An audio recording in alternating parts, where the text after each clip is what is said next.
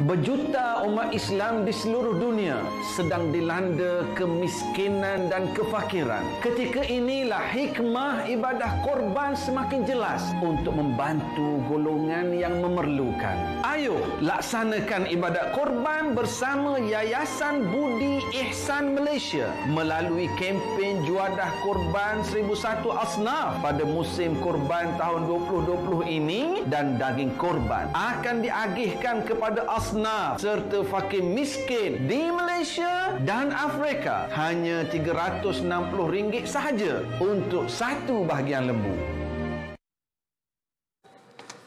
Baik, sememangnya amalan korban adalah amalan yang dituntut dalam agama kita dan juga dalam Islam. Sebenarnya amalan korban itu merupakan suatu amalan yang terpuji bagi umat Islam. Dan kali ini kita akan bercakap tentang kembara korban 1001 Asnaf. Untuk itu kita terus saja memperkenalkan tetamu pada kali ini, iaitu Ustaz Syed Nur Hisham, Duta Yayasan Budi Ihsan Malaysia YBIM. Assalamualaikum. Waalaikumsalam. Alhamdulillah. Baik Ustaz, sebelum kita meneruskan perbincangan berkaitan tentang kembara korban 1001 Asnaf, mungkin Ustaz boleh kongsikan tentang hikmah dalam kita melakukan ibadah korban dan juga kepentingan ibadah korban itu. Assalamualaikum warahmatullahi taala wabarakatuh. Alhamdulillah, wassalatu wassalamu ala Rasulillah wa ala alihi wa sahbihi wa man walah. Pertama sekali, Yayasan Budi Ihsan Malaysia, kita nak ucapkan jutaan terima kasih pada masyarakat yang sekarang ini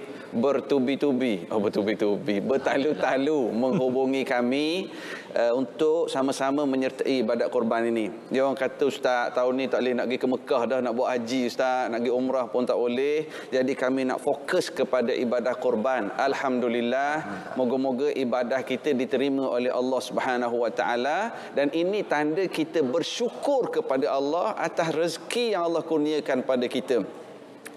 Ibadat korban, bila sebut ibadat korban, asal perkataan Arabnya qaruba, maknanya dekat. Ia adalah satu ibadat taqarruban ilallah, untuk kita mendekatkan diri kepada Allah Subhanahu wa taala. Dan kalau kita tengok sejarah, orang pertama buat ibadat korban ini adalah kisah dua anak Nabi Adam, Qabil Habil. Iz qarraba qurbanan fatuqabbala min ahadihima wa lam yutaqabbal min al-akhar. Dalam surah Al-Maidah ayat nombor 27, cerita bagaimana dua anak Nabi Adam ni buat ibadat korban. Seorang Allah Taala terima, seorang lagi Allah Taala tak terima. Yang Allah terima ialah yang ikhlas, yang buat yang terbaik, dia untuk persembahkan pada Allah Subhanahu wa taala. Jadi Yayasan Budi Ihsan Malaysia, kita menguruskan ibadat korban di Malaysia dan juga di Afrika. Di Malaysia pun kita buat dan di Afrika pun kita buat. Dan alhamdulillah ramai yang telah menyertainya dengan niat untuk mendekatkan diri kepada Allah Subhanahu wa taala. Rasulullah sallallahu alaihi wasallam sebut dalam hadis yang diriwayatkan oleh Imam Ahmad, Imam Ibnu Majah, man kana lahu sa'ah wa lam yudahhi fala yaqrabanna musallana. Allahu akbar. Takut kita dengar semai. Barang siapa yang ada kelebihan rezeki, ada kemampuan, lalu tak ambil bahagian korban, jangan dekati tempat solat kami. Allahu akbar. Jangan dekati tempat solat raya ni, tak ambil bahagian korban. Sehingga ada mazhab Abu Hanifah menyatakan berdasarkan hadis ni wajib buat korban bagi orang yang mampu. Tapi jumhur ulama menyatakan bahawa sunat muakkadah, sunat yang sangat-sangat dituntut. Hari ni kita beli barang online, tiap-tiap hari barang sampai. Asyik shopping.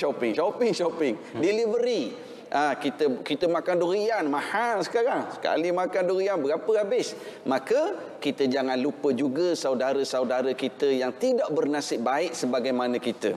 Di Afrika, di Malaysia, moga-moga kita berkongsi rezeki, dan ini adalah tanda kita bersyukur kepada Allah Subhanahu wa taala. Insya-Allah. Kelebihan Ismail, kalau buat ibadat korban dengan Yayasan Budi Ihsan ini, alhamdulillah kita ada link direct dengan Majlis Agama Islam di Afrika sana. Dengan negara-negara yang kita berurusan, kita direct dengan dengan Majlis Agama Islam di sana. Masyarakat boleh cek datang ke website ybim.com.my. Di situ ada surat-surat pengesahan daripada wakil negara-negara yang kita buat ibadat korban. Maknanya mungkin ada yang tertanya-tanya musim pandemik ini, musim wabak ini macam mana? Ya, kita bekerjasama secara rasmi dengan Majlis Agama Islam di sana. Bahkan orang yang ambil bahagian korban yang direct datang ke website, buat payment online, boleh direct terus print resit dan boleh membuat pelepasan cukai LHDN kita di Malaysia. Buat ibadat korban melalui yayasan ini. Dan kepada para penonton yang dikasihi sekalian, pernah ada orang datang tanya Rasulullah sallallahu alaihi wasallam, ayyu sadaqatin afdal, ayyu sadaqatin a'zamu darajatan, a'zamu ajran, sedekah yang macam mana yang paling besar pahala wahai Rasulullah? Lalu Rasulullah kata, anta saddaqa wa anta sahihun syahihun takhshal faqra wa tarjul ghina wa la tumhil hatta bila orang tanya wahai Rasulullah, sedekah macam mana yang paling afdal, sedekah macam mana yang paling besar pahala?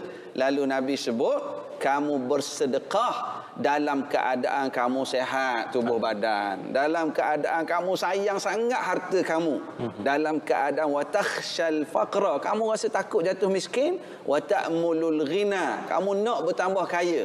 Bila ada empat ni, sehat, sayang sangat ke harta, takut jatuh fakir, nak bertambah kaya, pada saat ini, inilah sedekah yang paling afdal, yang paling besar pahala. Jadi kita jangan tangguh-tangguh. Bahkan Nabi sebut wala tumhil, jangan tangguh. Kamu rasa nak sedekah, nak ambil bahagian korban, jangan tangguh sehingga nyawa sampai ke halqam. Masa tu baru cakap, yang ni buat ni sikit, yang ni buat korban, yang ni hantar anak yatim. Jangan tangguh, Nabi kata. Jadi sebab tu kita kata, yang sedang menonton sekarang, kalau ada rasa niat, oh yelah ustaz, tak boleh nak pergi buat haji, umrah, saya nak buat korban lah tahun ni, jangan tangguh. Alhamdulillah kita ada nombor telefon, boleh pergi ke website, boleh tengok maklumat. Hanya 360 sahaja satu bahagian untuk lembu. Yang nak ambil bahagian lah. Kalau yang nak ambil seekor lembu pun alhamdulillah. Yang nak korban unta pun boleh. Ayam tak boleh lah. Kambing juga ada. Nak buat akikah kambing dan sebagainya.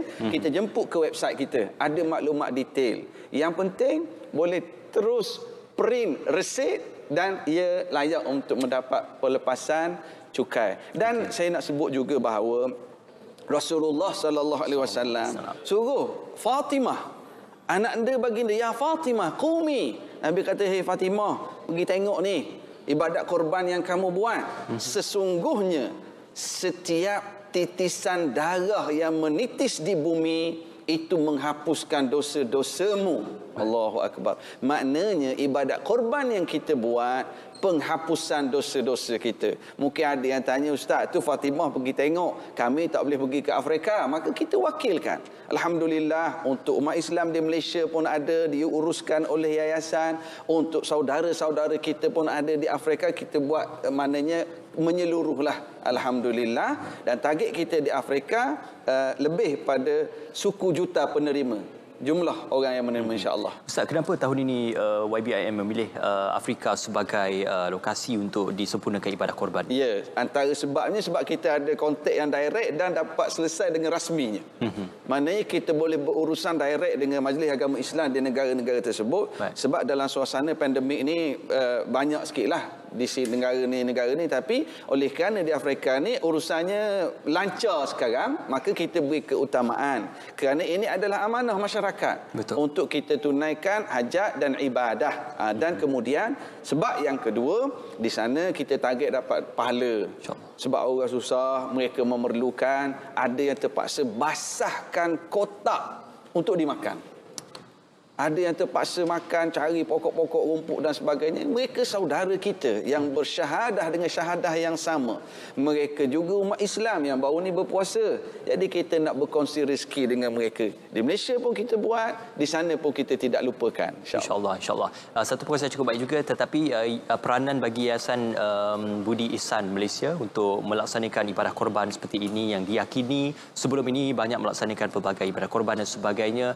Bagaimana sekali lagi Ustaz menceritakan dan juga meyakinkan masyarakat di luar sana untuk sempurnakanlah ibadah korban bersama YBIM. Alhamdulillah, kita harapkan begitulah. Maknanya wakilkan dan diuruskan di sana. Insya-Allah moga-moga kita mendapat doa. Bayangkan orang susah di Afrika yang tak dapat rasa daging panjang masa macam kita ni, tiba-tiba dapat rasa daging lembu, daging unta, daging kambing. Sudah pasti doa dan munajat mereka pada Allah. Mereka tak kenal kita, tetapi mereka mendoakan kita dalam keadaan mereka terlalu gembira. Moga-moga dimakbulkan oleh Allah Subhanahu Wa Taala. InsyaAllah. Berbanding kepada pengalaman sebelum ini dan juga setakat ini, bagaimana sambutan yang diterima hasil daripada sumbangan? Sambutan alhamdulillah sama ada daripada masyarakat sendiri yang mengambil bahagian, dan juga pada pihak pengurusan di sana, dan juga masyarakat di sana yang menerima sumbangan daging-daging ni. Allahu Akbar. Kita boleh tengok dalam website, jemput ke website Yayasan Budi is ybim.com.my.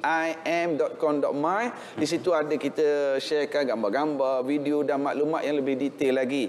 Yang penting kita tidak bertangguh, sebab Allah Subhanahu Wa Taala ada sebut di dalam Al-Quran, ada manusia apabila sampai saat kematian dia minta Allah tangguh. Ya Rabbi laula akhartani ila ajarin qarib. Ya Allah, tolong tangguh saat kematianku.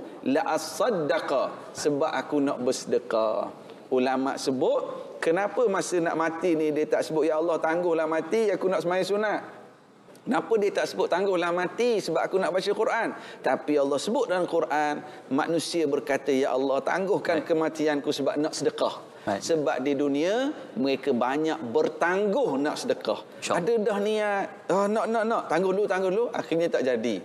Maka kita sekarang kita ambillah peluang sebaiknya, ada rezeki, bismillah kita selesaikan. InsyaAllah, mudah-mudahan ibadah korban ini akan diterima oleh Allah Subhanahu Wa Taala dan juga dipermudahkan. Terima kasih lagi pada Ustaz Said Nur Hisham, Duta Yayasan Budi Ihsan Malaysia YBIM, dan juga layari laman sesawang YBIM untuk menyempurnakan ibadah korban anda.